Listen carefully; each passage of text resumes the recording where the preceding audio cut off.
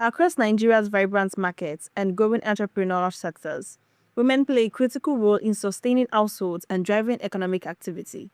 Yet, despite their contributions, many remain overlooked in the design and implementation of tax policies. This oversight has created what experts describe as an invisible burden, where women, particularly those in low-income and informal sectors, shoulder a disproportionate share of taxation relative to their earnings and needs. Historically, Nigerian women have resisted unfair taxation. The Aba Women's Revolt of 1929 and subsequent protests by market women in Lagos during the 1940s highlighted early opposition to fiscal systems that ignored women's economic realities. These movements were rooted in resistance to flat taxes imposed without consideration for income disparities or women's exclusion from governance. Decades later, similar structural issues persist, albeit in more subtle forms. Today, women make up a significant portion of Nigeria's informal economy, which accounts for over 60% of employment.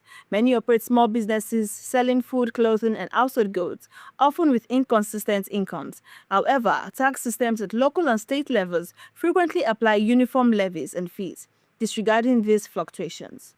As a result, women often pay a higher effective tax rate than their male counterparts in more stable, formal employment. Compounding this issue is the persistent gender pay gap, with women earning significantly less on average while still contributing to the tax base. One of the most pressing and underreported aspects of this burden is the taxation of sanitary products.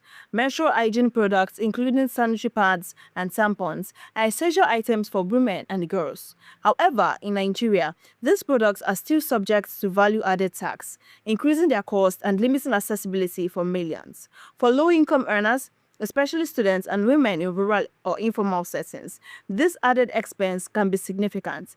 Many are forced to choose between purchasing sanitary products and meeting other basic needs. Limited access to affordable menstrual products has been linked to absenteeism in schools and workplaces, reduced productivity, and compromised health and hygiene.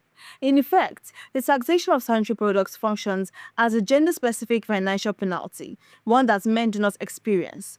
Critics argue that such taxation contradicts broader national goals of gender equality, education, and economic inclusion. Opponents of tax exemptions often maintain that tax systems must remain neutral and broad-based to ensure efficiency and revenue generation.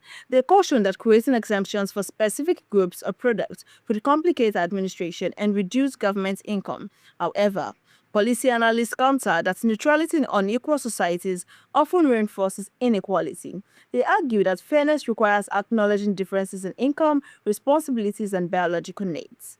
To address these disparities, experts recommend adopting gender-responsive tax policies.